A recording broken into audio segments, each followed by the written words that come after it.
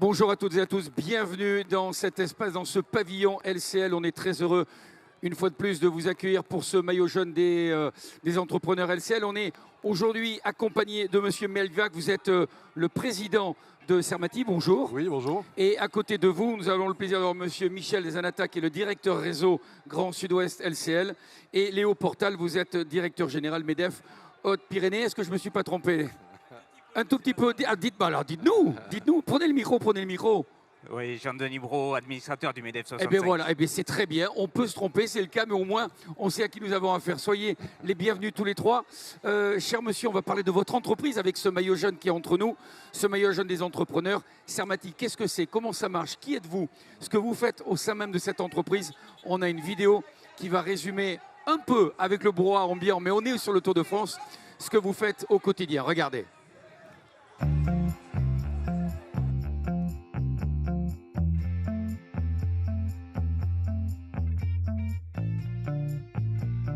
Je m'appelle Xavier Mielvac, je suis président de Sermati, donc basé ici dans cette belle ville de Saint-Céré, dans le département du Lot.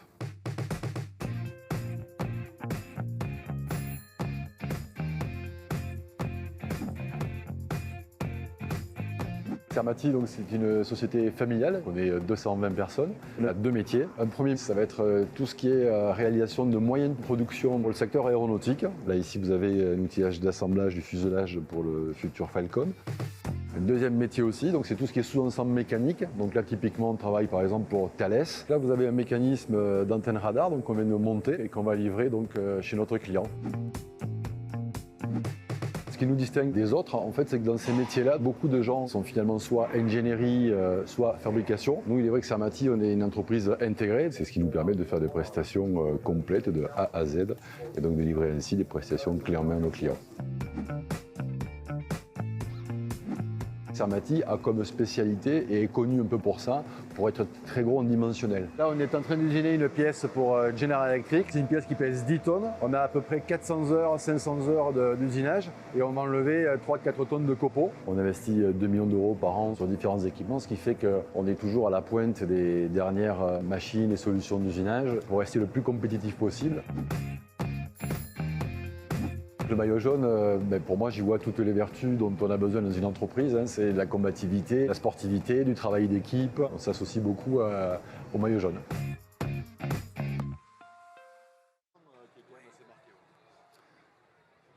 Comme ça. Monsieur Melviac, vous êtes donc le président. Et dans les propos que vous tenez à l'instant dans cette vidéo, vous parlez d'un esprit familial. Oui. Ça fait partie de vous. En quoi votre entreprise a une logique familiale? Alors déjà, c'est une entreprise familiale parce qu'elle a été créée par le grand-père de mon épouse en 1949. Donc c'était déjà une vieille entreprise et qui est restée 100% familiale. Puisque suite à la création du fondateur, M. Robert Destic, son fils Pierre Destic, mon beau-père, l'a reprise. Et avec mon épouse, on l'a reprise en 2007. Donc c'est une entreprise 100% familiale et à capitaux 100% familial aujourd'hui. Voilà. Le fait que vous soyez aujourd'hui à la tête de cette entreprise, c'était pour vous... j'allais dire une construction familiale évidente ou on vous a un tout petit peu téléguidé parce que vous avez, en mettant le doigt, vous êtes tombé, j'allais dire, amoureux de la profession, je ne sais pas, mais en tous les cas de cet univers. Alors, me concernant, c'est sûr que c'est le fruit du hasard puisque je n'étais pas du tout orienté pour tenir une entreprise comme celle-ci. Ou destiné à ça. Exactement, oui, voilà. Donc mon épouse, par contre, elle travaillait déjà donc, avec son père donc, dans l'entreprise, donc était au contrôle de gestion, enfin à la finance finalement. Donc moi je l'ai rejoint. Et donc, de chemin faisant, mais de fil en aiguille, j'ai fini par réussir à développer, organiser, développer des clients, finalement. Donc, Et aimer ça, Et aimer ça, oui, bien sûr. Sermati, ça veut dire quoi? Alors, c'est historiquement, non, c'est Société d'études et de réalisation de machines automatiques et techniques industrielles. Donc c'était voilà, le nom d'origine, même si aujourd'hui on fait très peu de machines, voire même pas du tout d'ailleurs. Voilà, ça a changé. Dans cette vidéo, on voit l'évolution et la perpétuelle recherche, mais vous parlez notamment du Falcon, Oui. comme quelque chose sur lequel vous travaillez. Et j'ai envie de vous demander si finalement vous n'êtes pas une entreprise un peu dans le secret au quotidien, parce qu'à travailler dans un univers comme celui-ci, on sait qu'il est extrêmement concurrentiel et certains ne se gênent pas pour mettre les yeux là où ils ne devraient pas. Oui. Comment faites-vous finalement pour communiquer au sein de votre entreprise? Alors déjà, on ne communique pas beaucoup, à part aujourd'hui finalement avec vous. Mais il est vrai qu'on a un côté un peu confidentiel dans ce que l'on réalise, alors notamment plutôt pour des gens comme Thales, parce qu'on a une spécialité sur les antennes radar. Alors oui, on travaille pour Dassault Aviation, on va être un peu plus confidentiel sur la partie Rafale. Vous me parliez du Falcon. Le Falcon, on réalise des lignes d'assemblage pour réaliser le Falcon. Bon, il y a un peu moins de secrets là-dessus, mais globalement, oui, on est une entreprise assez discrète sur ce que l'on réalise. Vous êtes une entreprise donc basée finalement dans la région. C'est important pour vous qu'il y ait un ancrage régional ou finalement, vu ce que vous faites, vous pourriez vous délocaliser. Je parle bien sûr quand même à l'intérieur des frontières françaises. Oui. Alors, nous, que ce soit ancré de façon régionale, oui, c'est important. Alors déjà, on a des valeurs assez terroirs, puisqu'on habite Saint-Céré. Donc Saint-Céré, c'est une petite ville de 4000 habitants. Donc, et Saint-Céré, c'est votre quotidien. Exactement, c'est notre quotidien. C'est vrai qu'on a un confort on va dire d'habitat, de vie qui est quand même assez sympa. Donc pour les salariés d'entreprise, c'est assez intéressant. Finalement, on n'a pas trop de problèmes d'embauche et on a surtout beaucoup de fidélisation dans le personnel, ce qui fait que c'est plutôt un point positif d'être comme ça en campagne finalement. Donc oui, une grosse appartenance au côté local. Quant à la délocalisation, non, on n'est pas dans des métiers, nous, où on délocalise. On travaille beaucoup pour la défense, pour l'aéronautique, et on fait des choses à très forte valeur ajoutée. Donc très peu de concurrence, finalement, low cost, comme on peut entendre dans certains métiers.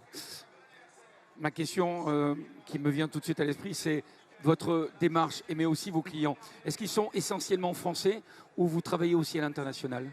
Alors, ils sont essentiellement français. Bon, pour autant, on a un gros client qui s'appelle Bombardier Aerospace, qui est donc canadien, et on a une filiale d'ailleurs au Canada depuis une vingtaine d'années. Donc on va dire qu'on a une part export d'à peu près 15-20% du volume d'affaires.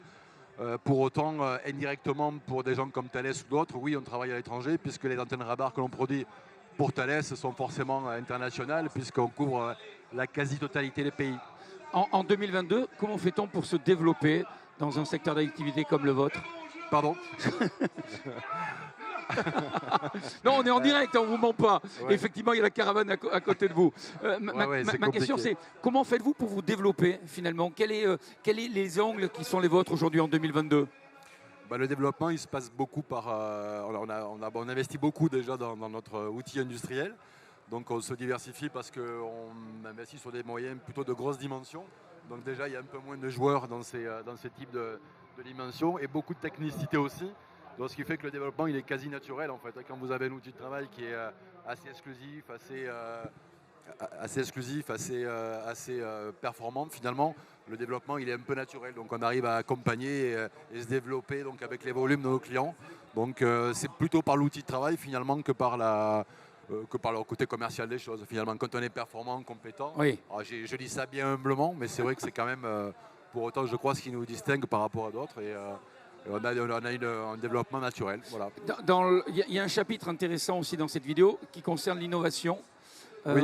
Vous êtes en perpétuelle recherche pour optimiser, pour améliorer. Quel est finalement ce que vous considérez comme le plus important dans ce terme d'innovation? Alors la recherche, si on parle d'innovation, oui, on a une veille sur la recherche des nouvelles technos, ça c'est sûr.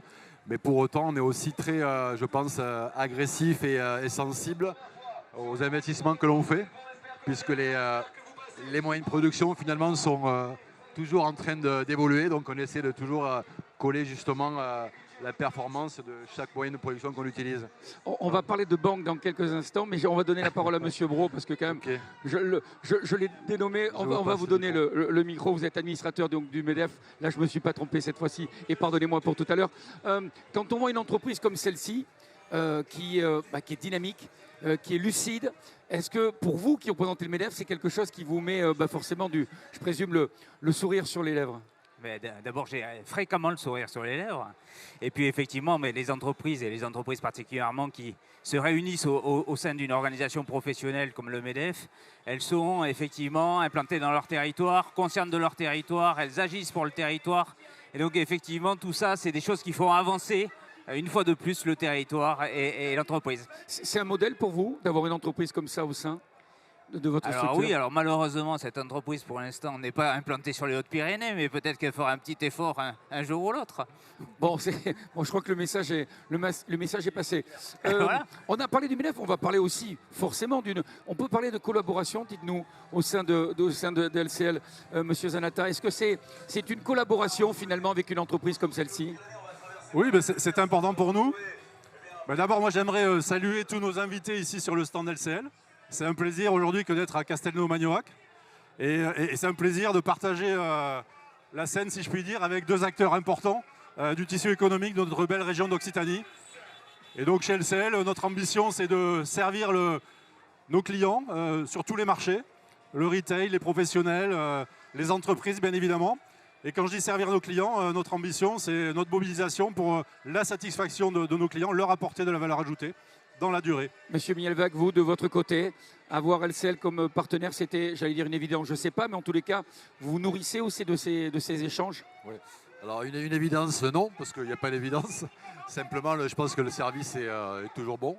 Ce sont des gens qui nous accompagnent finalement dans nos investissements, dans on va dire, notre ingénierie financière, parce que de temps en temps, on a des dossiers à monter qui ne sont pas spécialement évidents. Des besoins? Oui, des besoins, tout simplement. Et c'est vrai qu'LCL fait partie des banques qui nous accompagnent sans problème. Bon, voilà, le fait que vous ayez dit sans problème, c'est déjà extrêmement important. J'ai encore une ou deux questions. Pour l'instant, sans problème. Ah, d'accord, ok. Voilà, bon, on va vous laisser après en parler en off. Un mot quand même, parce que là, effectivement, s'il y a la caravane, c'est parce qu'on est sur le pavillon LCL pour cette étape du Tour de France. Quel regard vous avez sur le vélo et sur ce Tour de France? Alors, comme je vous le disais, en arrivant, on était assez intéressé de participer à cette étape, parce qu'on n'est pas très vélo finalement. Donc c'est vrai qu'on était curieux de ça. Je suis assez admiratif de la performance là aussi des coureurs. C'est vrai que c'est des rythmes effrénés. Ouais, exactement. Ouais. Donc j'ai déjà hâte d'être dans la voiture pour voir comment ça se passe. En tout cas, c'est vrai que je le disais déjà, l'entreprise, c'est un peu les mêmes valeurs finalement, avec de la combativité, de la performance, de la combativité. Donc voilà, c'est toujours intéressant de voir des gens qui se battent pour un maillot. Voilà. Et un peu à l'aune de ce qui s'est passé hier sur l'étape, c'est-à-dire aussi la volonté d'être en équipe. C'est aussi le cas chez LCL. Oui, c'est important, c'est le cas chez nous. Oui, tous nos collaborateurs sont au service de nos clients, mais on travaille en équipe parce qu'on mixe les expériences de façon à apporter la meilleure valeur ajoutée. Et je ne vais pas parler de vélo, je ne vais pas faire de pronostic aujourd'hui. Par contre, mais vous remarquez que je ne vous le demande pas non plus. Hein. Voilà, je vous en remercie.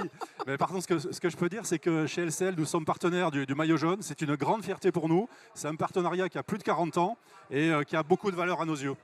Bien, Monsieur Mielweg, on a ce maillot qui, vous le remarquerez, est estampillé de votre entreprise. Question récurrente à tous les invités de ces maillots jaunes LCL. Dites-moi, où va trôner ce maillot une fois qu'il sera vôtre? Ah bah écoutez, je pense que dans le hall d'entrée de Sarmaty sera pas mal. Il est vrai que toutes les communications assez branchées, modernes et récentes, on a tendance à les poser là. Donc, à mon avis, ça sera très bien là-bas. Bon, on verra tout ça. Merci en tous les cas. Merci d'avoir pris quelques minutes. Merci à tous les trois. Et on se retrouve demain pour une nouvelle aventure avec ce maillot jaune LCL des entrepreneurs. Merci, messieurs.